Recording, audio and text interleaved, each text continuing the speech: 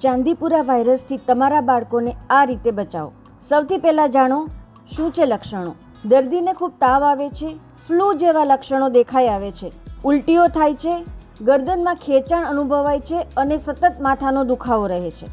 આ વાયરસથી સાવધાન રહેવું ખૂબ જરૂરી છે, કારણ કે વાયરસ સીધો મગજને અસર કરે છે. જો અસર વધી જાય તો બાળક કોમામાં જઈ શકે છે અથવા તો તે મોતને ભેટી શકે છે. વાયરસનો મૃત્યુદર 75% હોવાનું ડોક્ટરો જણાવે છે.